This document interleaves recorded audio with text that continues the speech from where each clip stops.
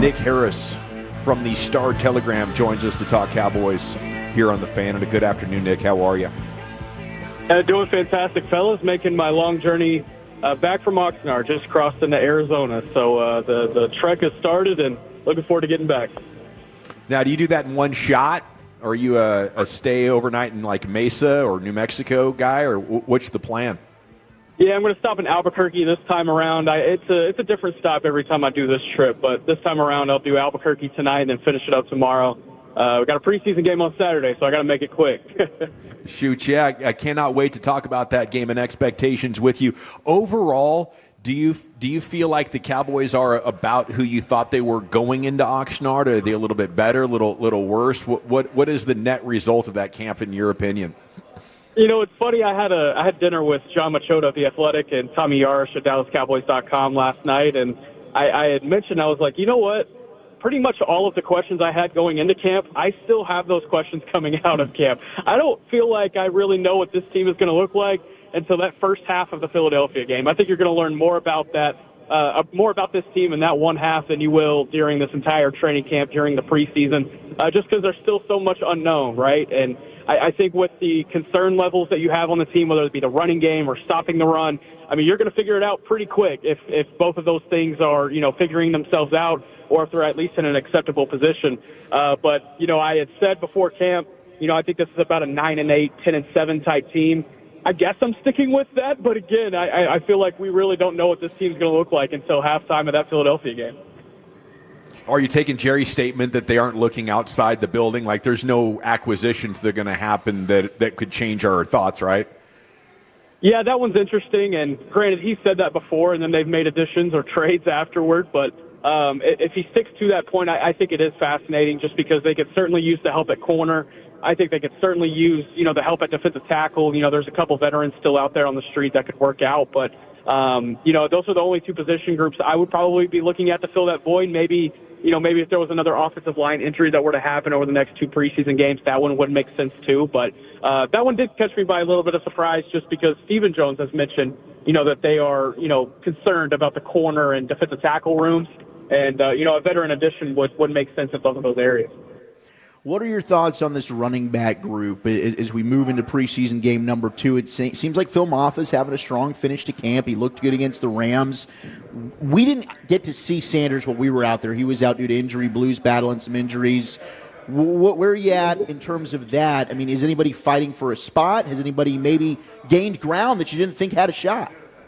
Yeah, I think Miles Sanders has kind of figured himself into a situation now where he's probably fighting for a spot because you would have to think that between the quartet of Williams, Sanders, Blue, and Mafah, that they probably only take 3. So you got to figure out who the odd man out would be. I think if it were to happen today, it would probably be Sanders. But if you had asked me last week, I may have said Mafah. And it's a constantly changing ordeal, I think, in that running back room. But Sanders is going to get some burn against the Ravens. That'll be big for his stock.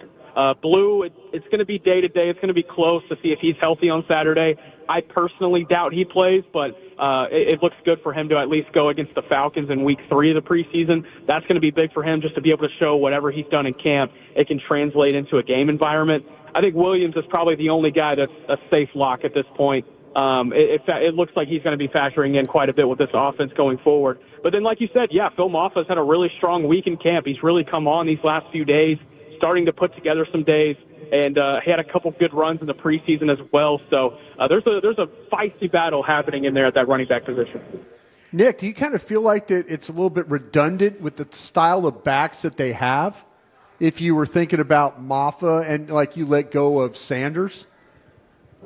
Yeah, there is probably some redundancy there. I think if you look at, a Javonte Williams, that kind of brings the veteran receiving type. I'm even back throwing that Hunter Lipke in there. I'm throwing Lipke in there too. Yeah. It seems very redundant if you're going to keep a bunch of backs that are all kind of the same guy. And that's why I was surprised about your Sanders comment. Yeah, and that's been one that I've been curious about with Phil Mafah throughout camp. Is my question about Phil Mafah has been, okay, yes, he does this well, but what does he do well that no one else on the roster does? And I think that question is finally starting to figure itself out in the form of special teams.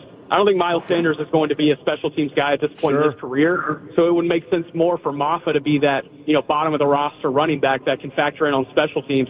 Because if they're going to carry 4 backs in the form of Javonte Williams, let's just say Jaden Blue, Phil Mafah, and then Hunter Lipke, those 4 guys, they need to play on, or those 2 guys rather at the bottom, they need to play on special teams in the form of Lipke and Mafah. You can't just burn one of those spots for an inactive guy on game day. And I think Mafah's starting to figure it out special teams-wise.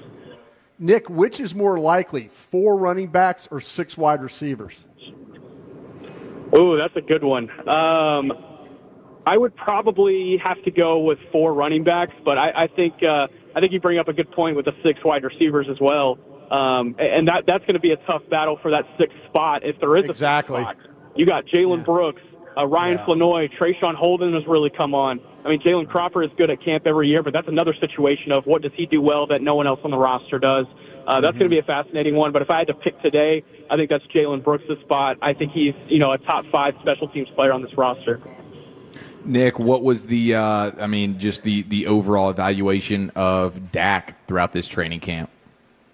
Yeah, I thought he had his moments for sure, and he was mistake-free mostly until the last couple of days. He only threw 2 interceptions in pads throughout all the padded practices. And, both of them were bad, don't get me wrong. But I think when you look at, what he was able to accomplish in the short to intermediate game, you can really tell that they are just trying to build rhythm in that short to intermediate game. There's not a lot of concern about what they can do with the long ball because we didn't see it a whole lot. We saw it a couple times with George Pickens and CeeDee Lamb, but I think there's enough trust there for them to be able to be like, okay, we can roll into the season knowing that's in our repertoire. Let's get this short to intermediate stuff going so that we can sustain drives. And I think we saw a lot of that from Dak Prescott.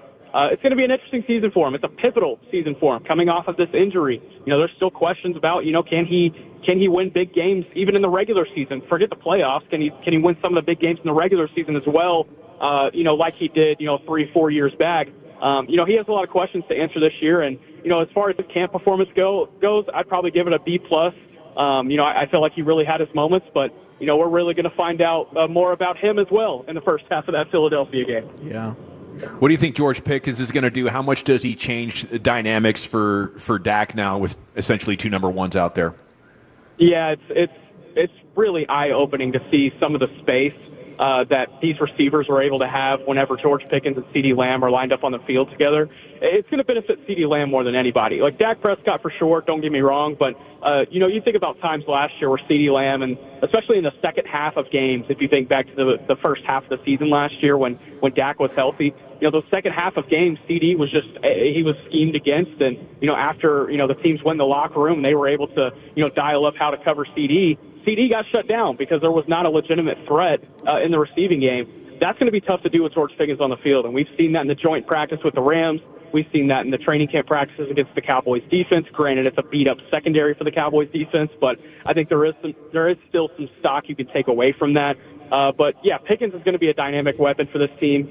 I don't know if he's necessarily a 1,000-yard guy just because now all of a sudden there's a lot of targets to get thrown around. You have Jake Ferguson in the mix. You have Kevontae Turpin, who had a really good camp. It's going to be tough to find, enough targets to get to 1,000 yards. But I think whenever you talk about his impact per play, if you will, or his impact per reception, I think it's going to be strong. What about the cornerback room, Nick? I mean, Zion Childress was getting run with the 1s. I thought he really has stood out through camp. I don't know what their plan is going into the season with that nickel spot. Do you think that that's an area that they're going to add, or did anybody else flash to you that you feel confident in? Yeah, I don't think they know what the plan is at nickel just yet either. They threw all of those options out there in the first preseason game. I would pretty much expect them to do the same thing this week against the Baltimore Ravens. In the form of Keemon Hall, you mentioned Zion Childress, Israel Mukuamu. Mukuamu had the athletic interception, but maybe wasn't as consistent as maybe a Childress was in the preseason game against the Rams. And then Hall has really had his moments during training camp. So, it's kind of a closely contested battle, but it's also a situation of, hey, do any of these guys, do you feel comfortable enough them starting 2, 3, 4 games if you need to, especially against a really good receiving core for Philadelphia, a really good receiving core that's all of a sudden been built in Chicago. Green Bay is that 4th game of the year. You have to think about these things. And so I think with, if the season started right now, it would maybe be Keemon Hall, but I don't say that confidently just because these three guys have been really closely contested. And I'd be remiss if I didn't mention that Zion Childress in the last padded practice yesterday, he ran with the first team the entire team period. So that undrafted kid out of Kentucky, originally from New Caney down in the Houston area, he's really come on as of late. Don't be surprised if he's on this 50 track. Nick, when it comes to the left tackle spot, Nate Thomas, he seems like he's played pretty well. Do you think that's going to be a tough call for them to make if Guyton is technically healthy just in time to play week one? Would they want to run him out there, not having had the training camp? Has Thomas done enough to say, all right, we could go ahead and give him the start? He's been practicing and playing in the preseason games. Nate Thomas definitely got baptized by fire in the form of Jared Verse in the joint practice in the preseason game. But I think, has he had his moments? Absolutely. I just don't know if he's ready for that week one matchup against Philadelphia. And, that's nothing against Nate Thomas. He's had a huge offseason.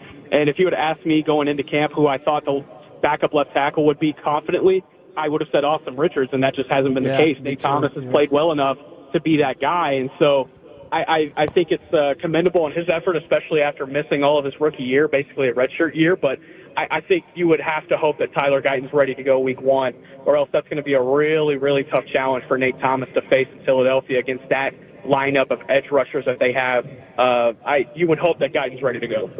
It's Nick Harris, Star Telegram, talking Cowboys football here with you on The Fan. Young players hoping to see more from in week 2 Saturday night. Does that list start with Donovan Ezeraku? Oh, yeah, absolutely. I mean, Ezeraku, that'll be my first name mentioned on any player that has anything to do with young players, any list that has to do with young players. Ezeraku, we could also throw in Nate Thomas as well. He only had 10 snaps in that first preseason game. Tyler Booker, Brian Schottenheimer said today that he will play in this second preseason game. So excited to see that against some interesting backup defensive tackles that the Ravens have. They have a pretty deep unit as well. It's going to be fun to see what Booker can do up against those guys. John Stevens, he didn't get to play last week in that first preseason game. Excited to see what he has coming off those 2 knee injuries. He's had his moments at camp, but he's also had some issues with some dropsies. So it's going to be interesting to see if he can keep it up as far as the receiving game goes. And then can Joe Milton just be consistent? And that's what you're hoping to get out of it. We talked to him coming out of that first preseason game, and he said, man, I just went out there. I was too excited, and I airmailed some throws just because I had too much on it. He's like, if I had to go back out there right now, I'd be ready to roll. And so this is his opportunity to do so. And we'll see if he learned from that week one and is maybe a little bit more consistent with his arm in this matchup against the Ravens. But regardless, it's going to be fun. The storyline of Joe Milton against Cooper Rush, that's going to be fun too. It's not often that you can have some cool storylines in the preseason. So don't mind if I take advantage of that one. Any feeling on when Diggs will return? Doesn't sound like he's going to be ready to start the season, but there's been a lot of optimism about how he's approached rehab at training camp, and it seems that both sides are at least on the same page. Just talking about front office and Trayvon Diggs now. You go back to the beginning of camp when things looked a little tense between both sides. I think the two sides have at least mended for the time being, and they are excited about Diggs. They're counting on Diggs to be a big part of what they do this season. But when I talk to people about, hey, is he going to be ready for week one? Is he going to be ready for week one? It's more of a situation of like, maybe not, but he's going to be ready for the season. And so, whether that means he starts on IR and misses the first 4 games, they are counting on him to be a big part of this defense for the large majority of the year. What's Nick Harris's educated prediction on if Micah Parsons is playing week 1? Yeah, that's a good one, man. I'm going to say yes. I'm going to say that he is playing just because he has been showing up. Those game checks, it's going to be more game check money than he's gotten his entire career because of the 5th-year option deal. You don't want to miss out on those, at the end of the day. But, if you're asking me, does a deal get done before then? Man, I don't have an answer for you just because you're at a stalemate, and it's tough to predict stalemates and when they eventually split. But if you're asking me, does he play week 1, my educated guess is a yes. Hey, Nick, you got to see the premiere of Jerry's kind of docuseries, documentary, whatever you want to call it. What'd you think? Yeah, it's really well done. Shout out to the Way brothers. They're originally from Thousand Oaks, the directors of this docuseries. They've done some really cool stuff with Netflix in the past, and you can see just their style and how they approach this ordeal. And, chronologically, they did such a great job of jumping back in time than jumping forward in time. If you're a fan of the Cowboys and you're a longtime fan of the Cowboys, thinking back to the days of the 80s and 90s when Jerry Jones first got into the league, and then even into the early 2000s, it's a really cool watch just to be reminded of some of the things that happened back then, but also some behind-the-scenes stuff that's really cool to see these days. And one little glimpse that I guess I'll throw out there is Jerry Jones. He did a master's thesis at the University of Arkansas back in 1964 about the business of football and how he thinks he can change the business of football. And that thesis was still available in the University of Arkansas archives. And the Way brothers, they went to Fayetteville to get that piece, and they included it in the documentary. So, I mean, that's just the level of research that went into this. Really well done, really well produced. Just a fantastic docuseries for sure. Hell yeah, Nick, you got me excited for it, actually. Appreciate you. Great job covering camp. What was this, number 3 for you? It was. I appreciate you guys. And, hey, I have to appreciate you guys, too, because in my very first camp, y'all were the first one to ever put me on the radio waves, Gbag Nation. So shout out to you guys. I appreciate y'all. Salute. And looking forward to another good season. You're Keep knocking them out in those podcasts, too, man. You guys are doing a great job. You and John. Cross chop. Thank you, fellas. I appreciate y'all.